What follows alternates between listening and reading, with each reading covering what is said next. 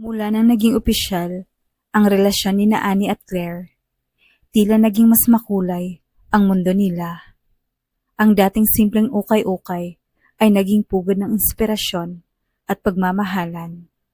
Nagsimula na rin silang magsulat ng mga kwentot tula sa bawat damit na binibenta nila. Tinawag nila ang section na iyon na bawat hibla may kwento. Pero kahit masaya, hindi nawawala ang mga pagsubok. Isang hapon, habang abala si Annie sa pag-aayos ng bagong dating na mga ukay, napansin niyang tahimik si Claire. Nakaupo ito sa likod ng shop, hawak ang cellphone. Kunot ang noo. May problema ba? Tanong ni Annie. Napatingin si Claire, pero ngumiti lang. Wala babe, work lang. Pero hindi nakaligtas sa mata ni Annie ang pangalan sa screen. Samantha. Samantha? Sino siya? Casual, pero may kurot. Ex ko. Sagot ni Claire. Sabay iwas ng tingin. Nag-message lang. Wala yon. Hindi na nagtanong si Annie, pero nagsimula ng sumiksik ang pagdududa. Hindi dahil wala siyang tiwala kay Claire, kundi dahil alam niya kung gaano kabilis bumalik ang mga alaala kapag muling nagparamdam ang nakaraan. Makalipas ang 3 araw, habang naguhugas ng tasa sa likod ng shop, biglang dumating si Claire, kasama ang isang babae. Nagpakilala si Samantha, ngumiti, pero kita sa kilos na hindi lang simpleng bisita ang dating. Claire told me a lot about you. Wika ni Samantha. Really? Balik ni Annie. Sana puro maganda. Tumawa si Claire. Pero si Annie, napangiti lang. Yung ngiting, hindi mo alam kung totoo o pang-courtesy lang. Pag-alis ni Samantha, nagkaroon sila ng unang seryosong argumento. Bakit kailangan niyo pang magkita? Tanong ni Annie, habang nag-aayos ng mga nakasabit na damit. Closure. Sagot ni Claire. She reached out. Gusto kong matapos na lahat ng loose ends. I thought you'd understand. Understanding has limits too. Bulong ni Annie. Tahimik si Claire. Humakbang palapit. Hawak ang kamay ng kasintahan. Annie, please. Ikaw ang mahal ko. Hindi siya. Tumingin si Annie. Gusto ko lang maramdaman na ako lang. Hindi ako panakipbutas. Inakap siya ni Claire. Mahigpit. Hindi ka panakipbutas. Ikaw ang tahanan ko. Kinagabihan, sa loob ng shop, nakaupo sila sa sahig. Tahimik. Umuulan sa labas. Hinawakan ni Claire ang mukha ni Annie. I'm sorry. Bulong niya. Okay na. Sagot ni Annie. Minsan, kailangan lang talagang masaktan para mas makilala ang isa't isa.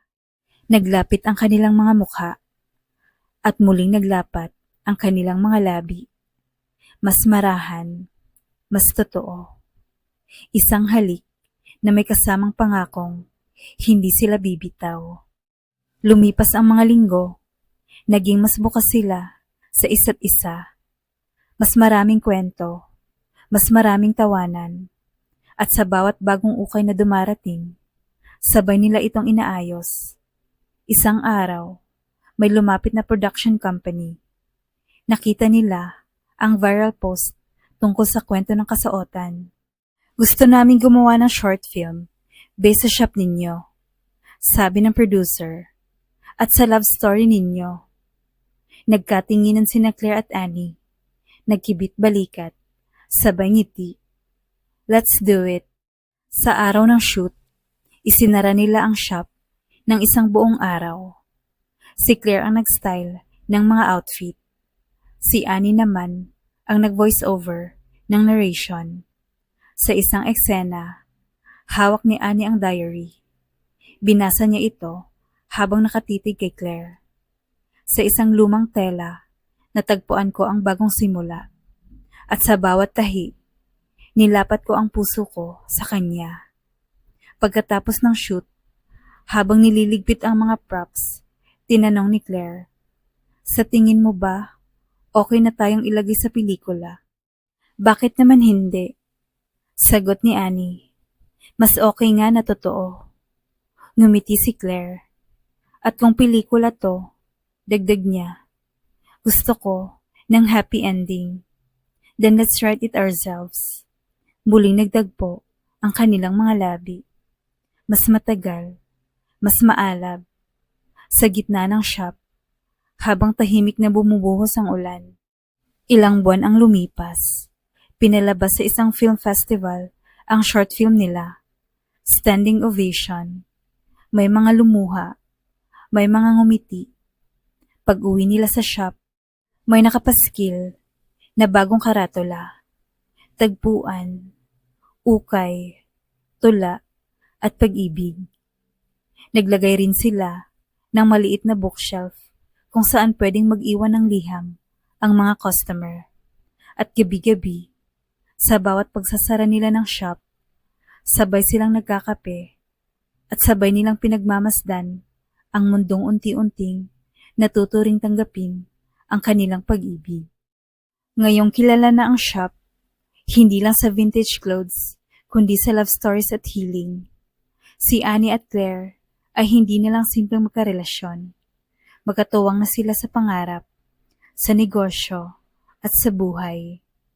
Hindi man sila nagsimula sa perpektong paraan, pinili nilang tahiin ang mga sirang bahagi at buuin ang sarili nilang kwento.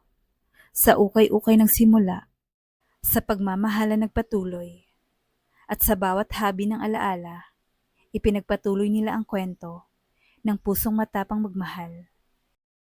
Thank you for watching. Please don't forget to like and subscribe. Bye!